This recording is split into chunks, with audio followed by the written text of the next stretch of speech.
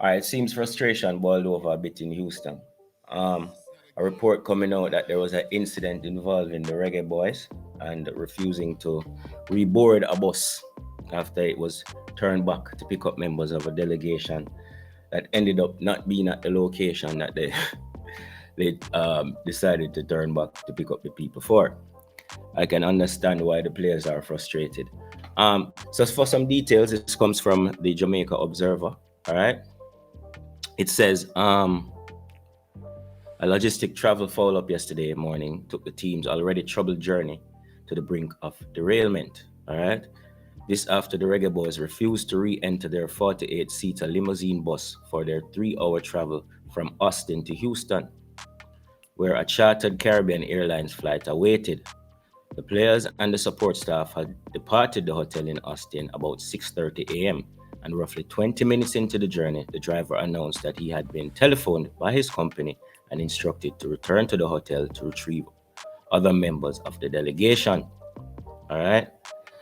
Taking into consideration the additional time, traffic issues at the time of that time of the morning, as well as space and travel comfort, some players and members of the support staff, along with the head of the delegation, Everton Tomlinson, tried to convince the driver to continue on his way to Houston.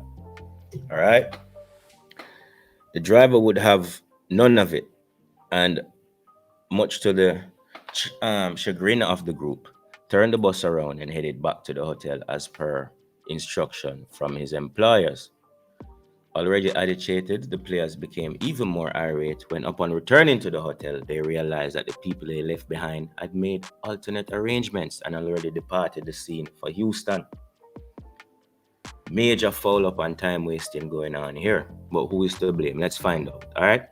Given 5 minutes to stretch their legs before reboarding to continue the journey, things took a turn for the worse as the players refused to re-enter the bus. Tomlinson failed in his attempt to convince the players to board, and the late and later the players gathered as a group inside the hotel, apparently to decide on a course of action. So it seems like things really took a turn for the worse. All right. Seemed like we were on the brink of the players taking action out of frustration.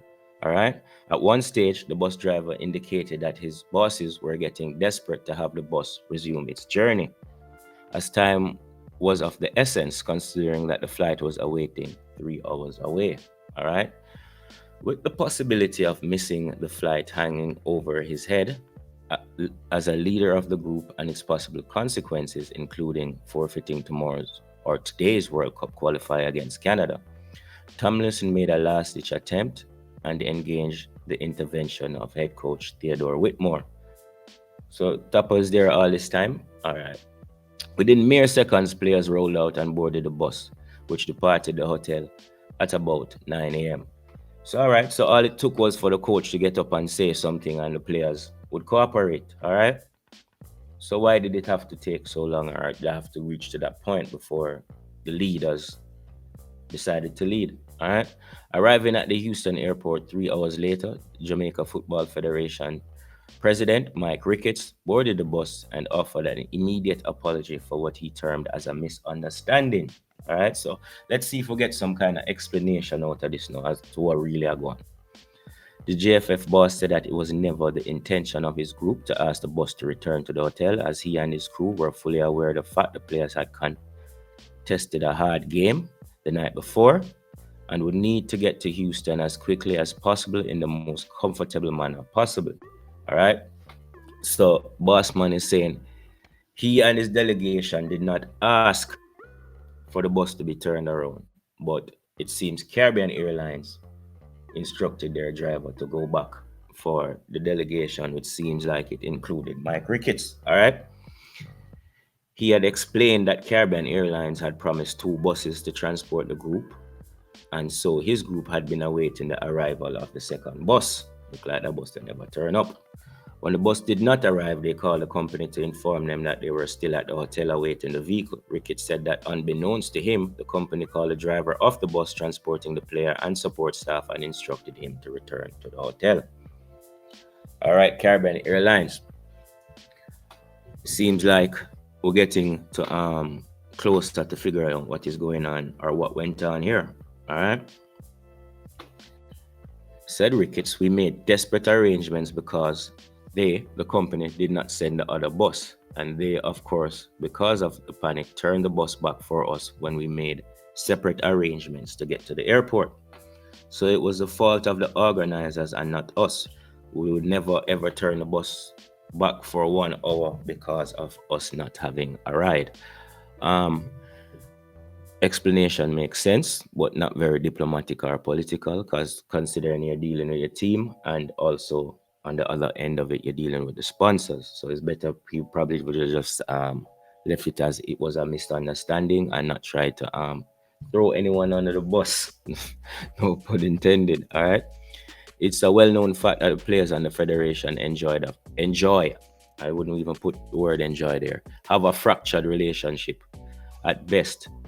And based on the murmurs heard as Ricketts spoke to the group, it is unsure if the apology was indeed accepted and or believed. It is this is trouble. What is sure is that the journey to Qatar was severely tested off the field yesterday, and only time will tell if it will ever get back on track.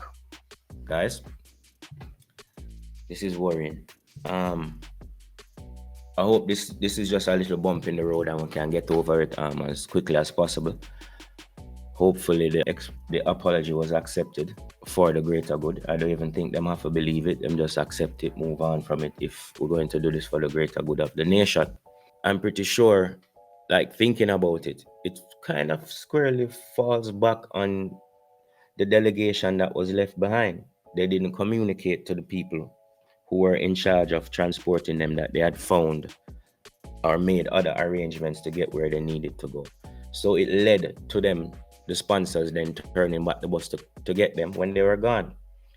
And that's why the players got frustrated. So when you think about it, at the end of the day, lack of communication again. And we have a problem. All right, guys, let me know your opinion in the comment section. And see you next time. All right.